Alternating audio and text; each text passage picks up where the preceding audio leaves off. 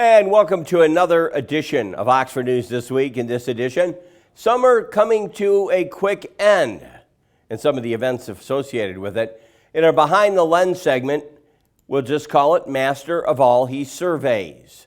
And in our last story, silent but not in spirit. That and more on this very special edition of Oxford News This Week.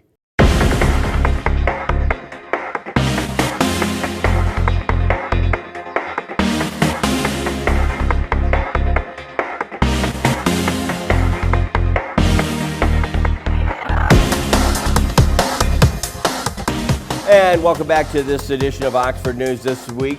One of the last official events of summer 2023 in Oxford was the Cruising Down Seymour Lake Classic Car Cruise. Not only did local car enthusiasts show off their top-notch vehicles recently at the Seymour Lake Park, but the event also doubled as a fundraiser for the much-needed pickleball materials such as nets, balls, and paddles. Dawn Medici, Recreation Supervisor at the Parks and Rec Department, was on hand to talk about the event with our own OCTV's Chuck Cameron. We're at Cruising Down Seymour with Dawn Medici. Yes. Dawn, it's great to see you again. Yeah, nice to see you as well. This is a good event. I'm confident of two things. One, the dogs and burgers that they're grilling over there smell wonderful. They do smell wonderful. And two, the people who came are going to be happy they came. Tell us about the event. Yes, so we do 2 car cruises called Cruising Down Seymour twice a year, one in the spring and one in the fall.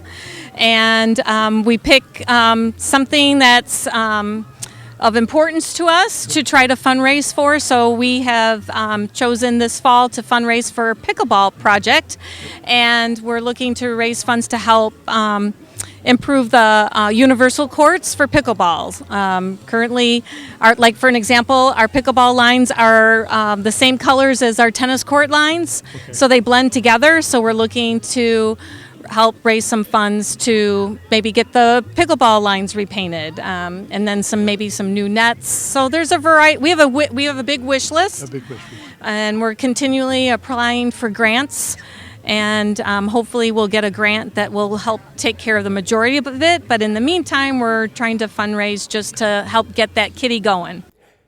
As a reminder, Friday, October 6th will be another pickleball fundraiser with the dinner and the euchre at the Senior Center in Seymour Lake Park. For more information, contact Dawn at Parks and Rec Department. Her number is 248-628-1720, extension 101. The Oakland County Water Resources Commissioner Operations and Maintenance Division will be doing flushing of the Oxford Township water system. That'll be coming up on Monday, October 9th through Friday, October 13th. Flushing will occur during the hours of 8 a.m. till 4 p.m. Checking out the flyer that we posted here, flushing consists of opening fire hydrants at the ends of roads and courts, and also allows high volumes of water to scour the water mains and remove sediment and iron particles from the system. This actually helps reduce discolored water in the system. If you do have any questions regarding the upcoming flushing event, if you have questions or concerns covered in the Frequently Asked Questions Department, contact the WRC's Billing Services Unit at 248-858-1110, or you can go to the Frequently Asked Question page regarding this, and it should be posted below my face right here. Sharing and caring. That is, Oxford is always a heartwarming place when Township businesses serve their community by helping others. On Wednesday evening, employees of the Independence Village, 701 Market Street, prepared and delivered 149 delicious dinners to the free meals program at the Emmanuel Congregational United Church of Christ. The leftover meals, along with some hamburgers and some side dishes from Crank Catering, were taken to Hope Senior Apartments. That's located on 210 West Rayner Road. They were distributed, and grateful residents were all happy with the donations. Make sure to mark your calendars for this one. The Oxford Fire Department will hold its annual open house. That's coming up on Sunday, October 8th through the October 8th from 12 noon until 4 o'clock in the afternoon. That's a Sunday, of course. Don't miss the family fun event. Again, seeing the attached flyer, I'm sure the youngsters would love to go maybe climb on some fire trucks. 4 on a swing at the newly dedicated Helen Smith Park in Oxford Township, at the Oxford Township offices, already being used in much of the area, this new park. We spotted some happy folks as they were enjoying the swing there, again, at the Helen Smith Park. It's a 2,400 square foot pocket park in front of the Oxford Township offices. Again, watch these 3 on the swing. On the swing, Hunter Weiss, so interviews related to Dan of Dryden, and Oxford Village siblings Parker Elliott and Colin Reed. Pushing them is Steve Reed in the photo. Are you looking for a way to give back? Do you want to help the Oxford Township Beautification Committee? Do you enjoy wearing brightly colored vests? If you're answered yes to any of the above questions, please consider participating in the Road Commission Oakland County RCOC's Adopt a Road program. Under this program, community-minded individuals and companies and individuals can remove debris that has actually accumulated along their designated section of the road. It happens twice a year. The goal is to keep the country roadsides clean, attractive for residents and motorists and visitors that do use that part of the roadway. You can adopt the road. The RCOC erects signs on both ends of the designated road sections, recognizing who is responsible for that part of the freeway, or the roadway, I should say. Cleanups range on September 23rd and October 1st through October 1st. Participants are again reminded to contact the RCOC for Permits Division to arrange pickup of their full trash bags. Motorists are encouraged to slow down when actually seeing volunteers picking up litter alongside the roadways. That should actually happen everywhere. Those interested in adopting a road, feel free to contact the RCOC Permit Division. Their number 248-858-4891, or you can adopt a road at the website listed below. Also, we'd like to remind you in our Behind the Lens segment, this is kind of unique and unique to this area. We'll call this one Master of All He Surveys. It was exciting to capture a majestic image of a bald eagle, according to CJ Carnacchio, perched on a branch high above the intersection of Oakwood and Delano Roads on the northeast corner of the township. There was a pair of eagles there, he said, but by the time he got his camera out, he said one had flown away. He does title this again, this is the epitome of what makes living in Oxford Township so special. Again, another point captured in time by C.J. Carnacchio. We always like to include his photos. And if you do have a picture or photo or a snap, send it to us via email on our Facebook page. Maybe you can see your snap behind the lens. You can email it to us at manager@occtv.org. In our last story today, we'll call it Silent, Not in Spirit, though. Dave Kenny's got a few segments ahead. I'll be back with a brief look at sports. You are watching a very special edition of Oxford News This Week. Here's to the things that can keep us safe. Those we use all the time with hardly a thought. Those that are silently standing by to save our lives. And now, those that we carry with us everywhere we go. Many mobile devices will now bring you wireless emergency alerts, real-time information directly from local sources you know and trust. With the unique sound and vibration, you'll be in the know wherever you are.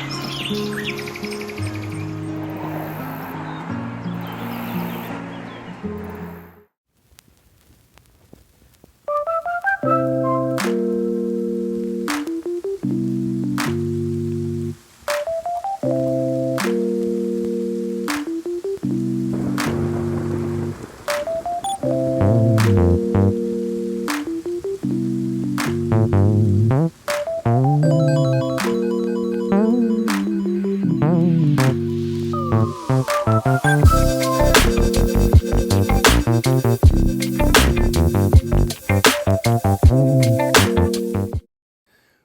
to this edition of Auto Talk. I'm Dave Kenny, and this story is taken from Automotive News.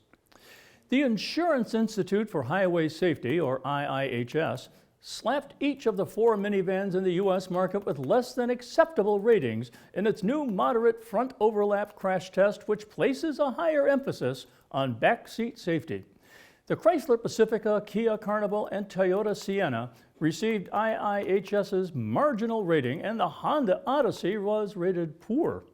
The unfavorable ratings stem from adopting improved airbags and advanced seat belts in front of seats while overlooking the second row, creating a safety gap, Joe Young, spokesman for the Institute, told Automotive News. The Institute found that newer advanced airbags and restraints are rarely available in the back.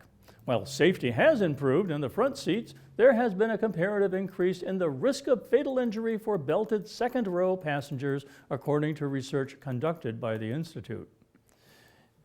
IIHS updated its test last year after it discovered the finding. The new test represents the first time the agency has used a dummy in the back seat to test frontal crash safety. Automakers have done a good job with improved frontal airbags and more sophisticated restraint systems in the front, but may not have been doing an internal testing to find opportunities to enhance second-row safety, Young said. The Institute is confident automakers will take note and make the changes quickly, he said, as most updates will not require structural alterations to the vehicle. The Carnival and Odyssey are expected to undergo a freshening in 2024, which would provide an opportunity for the automakers to enhance safety in the second row. That's also the case for the Sienna, which is slated for a freshening in 2025. The segment's top-selling Pacifica is unlikely to receive incremental changes, as an all-electric version of the minivan in 2028 is likely. Even with the new developments, IIHS said the backseat is still the safest place for children who can be injured when front airbags inflate. Additionally, the rating does not apply to children secured properly in car seats. Kia America spokesman James Bell said the automaker will carefully evaluate the results as part of its commitment to continuous improvement in occupation protection, but maintained that all Kia vehicles sold in the U.S. meet or exceed federal motor vehicle safety standards. Occupant protection is complex and involves a diverse range of variables, and Kia is proud of its strong safety record and integrity of its products, Bell said. Eric Main, a spokesman for Stellantis, said the automaker routinely considers third-party ratings and factors them into our product development process as appropriate. Main also said that all Stellantis models meet or exceed federal safety standards and that no test determines vehicle safety. No one test, that is. Honda spokesman Chris Martin said the new IIHS test was performed on models that had not had a chance to be updated to align with the more rigorous backseat standards. Martin said the redesigned 2023 Accord was the only sedan of 7 to receive a good rating in all rear passenger injury measures. A spokesman from Toyota declined to comment on the results. For a vehicle to earn a good rating, the test dummy, which is the size of a small woman or a 12-year-old child and is situated behind the driver, cannot signal excessive risk or injury to the head, neck, chest, or thigh. All 4 minivans offer good protection in the front seat, but each has multiple issues when it comes to the second row, according to the Institute. Jessica Dramakian, IIHS Vice President of Vehicle Research, said the second row occupant is vulnerable to chest injuries in all 4 vehicles because of excessive belt forces or poor belt positionings. Those injuries, Dramakian said, can be life-threatening. All minivans but the Sienna also lack seatbelt reminders for the second row seats, as the Institute highlighted in February. Well, that's it for this edition of Auto Talk. I'm Dave Kenny. Stay tuned to Oxford Community Television. Your Marine Corps' way of life is to defend the American way of life.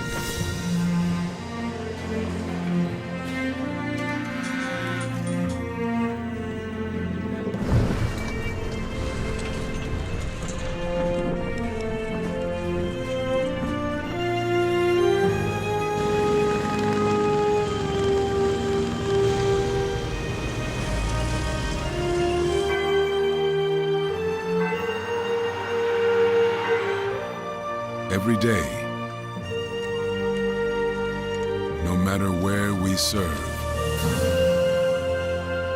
we take a stand for our nation, for each other, for us all. The few, the proud, the Marines.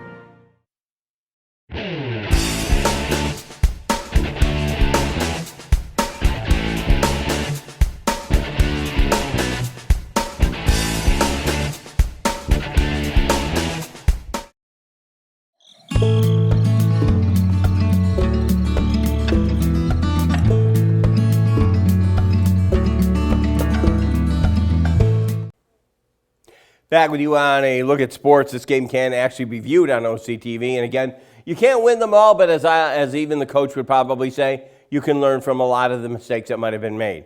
Oxford Wildcats lost their league game against the Rochester Adams Highlanders this past Friday. We were there to cover it. The score there, 7-33. With that loss, the Wildcats now dropped to 1-3 overall. They're 0-2 in the Oakland Activities Association Red Division. Again, that game can be viewed right here on OCTV. The Oxford girls cross country team took its top spot in the varsity race at the first OAA Red Jamboree at Lake Orion High School. That was on the 12th. The Wildcats finished with a first place team of 42 points. Senior Brady Elling, led the Cats, finishing in the first place in time at a 19:56.6. The top 5 runners also included Taylor Brodeur, finishing third, also with a time 20:27. Sophomore Layla Bedell, 9th, 21:28 and 4. And then sophomore Cameron Quidort, 14th at 21:42.2. Junior Jamie Patterson, 15th at 21:52. And for teams of the Clarkson, they finished in second place with 63 points. Rochester Adams, 75. Troy, 4th at 78. Lake Orion, 5th at 107. Birmingham Seaholm had 6th at 117. The boys' varsity team finished third place with 63 points. The Wildcats head to the second OAA Red Jamboree. That'll be upcoming on the 26th. Again, we'll have the results in next week's broadcast. Again, there's also another one on September 30th, a Saturday. That's going to wrap it up in sports. In our last story today, stay tuned. Silent, not in spirit, though. Dave Kenny's got one more segment, and we'll be back to finish it all out. You are watching Oxford News This Week. Canine Stray Rescue is Oxford's own local dog rescue. Each year they take in hundreds of dogs and bring them into suitable homes. A certified nonprofit organization, Canine Dog Rescue strives to give pound dogs a new leash on life. To donate, adopt, or even volunteer, call them at 248-628-0435 or go to their website, dogsaver.org, and click on the Canine Stray Rescue League link.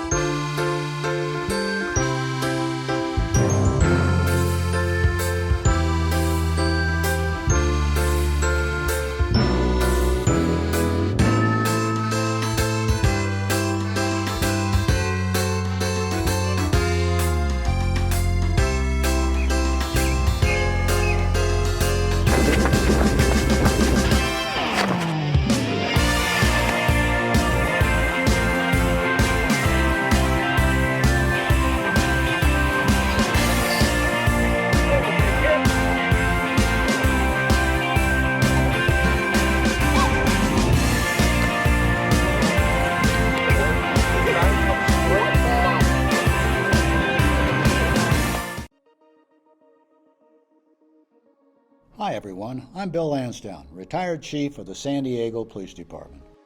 The first step to protecting your smartphone is to add a simple passcode lock on your phone. It's an important first line of defense. For all Android devices, follow these simple steps. Go to Apps, tap Settings, tap Security, tap Change Screen Lock.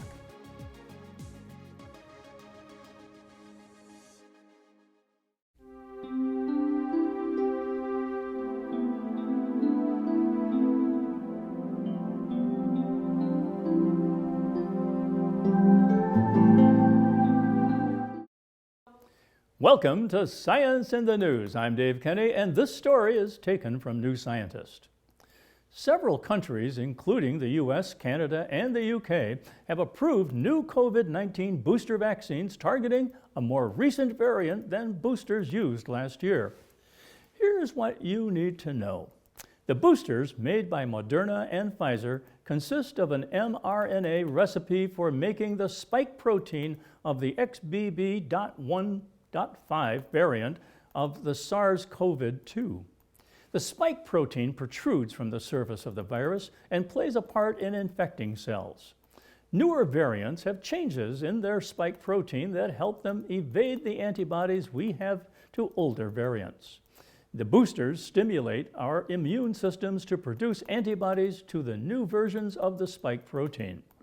XBB.1.5 was chosen for the boosters because it was the main variant causing infections in June, when the vaccines needed to be finalized.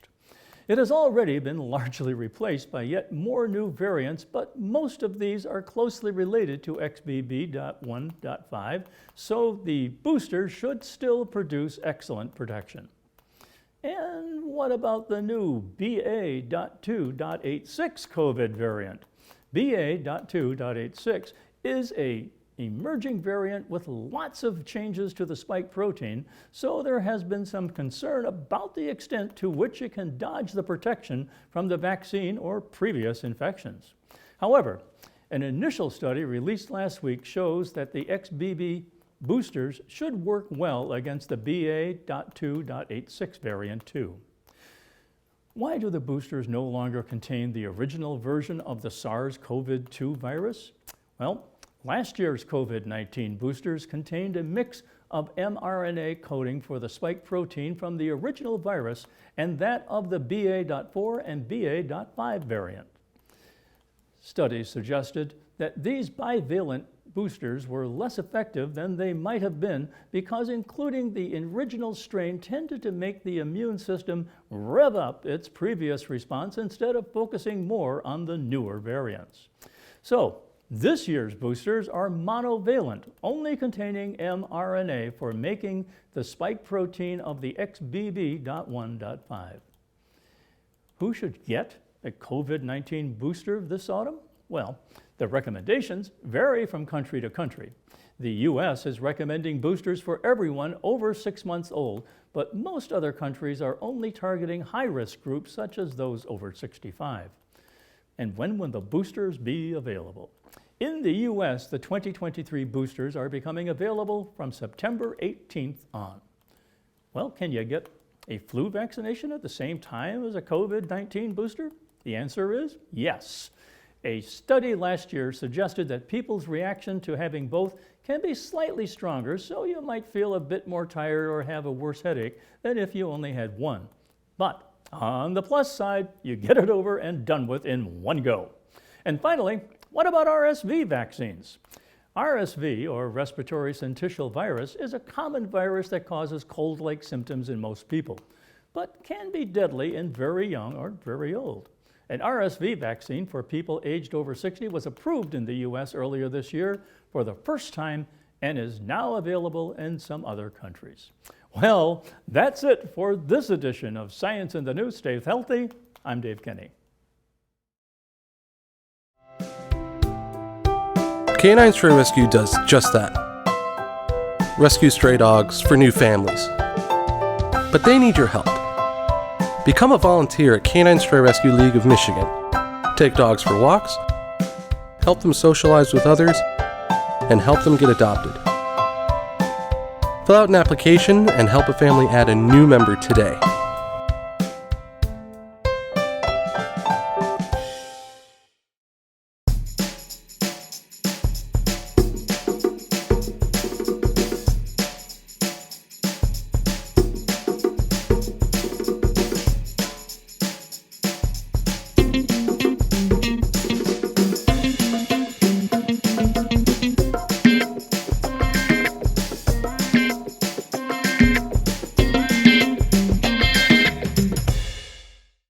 Abigail Adams here, just checking up on our springtime goat work on the Polly Ann Trail.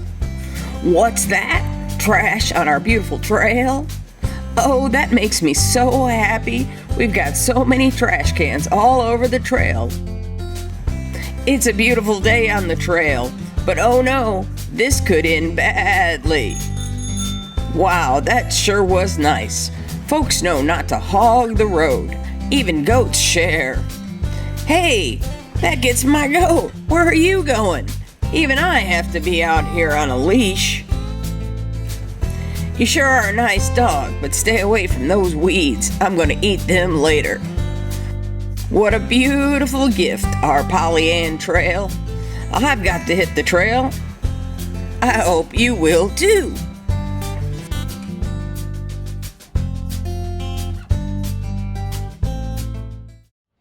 Hey, this is former Detroit Lion Rob Rubik and former Lapeer, Michigan school teacher. You're currently watching OCTV, Oxford Community Television. Enjoy it. And back with you in a segment we call Our Last Story. You know, it's rang for weddings, it's rang for happy occasions, sad occasions, but the bell no longer tolls at the Emmanuel Congregational United Church of Christ. For the first time since it was placed there 145 years ago, the bell was actually removed on September 11th from the bell tower for repairs to both the bell and the tower. The Emmanuel Church members have been fundraising to refurbish the bell and replace much of its wood structure of the tower, which again has rotted with age, but with the support from the community, the 145-year-old congregation hopes that once again the bell will sound in downtown Oxford, ringing in Sunday services, special events. I'll take a special note and say it rang during my wedding. Emmanuel Congregational Church is the oldest church structure in the village. The church on the corner of Hovey and Denison Streets is just a block away from M24. It was actually dedicated back in 1878, and the approximately 1,700-pound cast iron bell was installed at that time. While the bell typically rang before and after church services, it was also chimed in for the village during special events such as weddings or even funerals. One of the members who would ring the bell, Wilcock, also rang the bell 12 times at noon for 57 days straight during the onset of the COVID lockdown. The biggest concern is about the deteriorating bolt that attaches the bell to the yoke, which is part of the bell's tree structure that the bell pivots on. Folks can donate and help preserve the historic church bell by mail. If you want to send it to the Emmanuel Congregational United Church of Christ, located at 1 Hovey Street, Oxford, Michigan, 48371, or by the web address listed below. You can make a donation, and they will get that back up into the tower. That's going to wrap up another edition of Oxford News this week. We definitely want to thank the news gathering sources of the OxfordStrongAthletics.org, Oxford Leader, Oxford Township Facebook page, photo credits CJ Carnacchio, and the Oxford Leader. OCTV can be viewed on Spectrum Charter Channel 191, Channel 99 on the ATT Uverse system, YouTube, Rumble, Facebooks, and download the Roku app. That's how I watch it, like 35 miles away. Watch OCTV programming. OCTV is also available for local groups for producing public service announcements. If you do have a show idea, make sure to contact our office. Maybe you'd like to volunteer. Give our office a call at 248-628-9658. Thanks to producer and director, the guy that always makes it work, Kyle Snage, videographer Al Campbell, editor Marissa Haruska, and also program coordinator Dan Zweiss, program director Connie Miller. We have Jebediah Calhoun actually learning the backboard. Thank you for stopping by. And for our own station manager, Terry Stiles. For everyone here at OCTV, I'm Jim Hughes, hoping you have a safe week, and I invite you back next time. And again, we will take a look at Oxford News this week.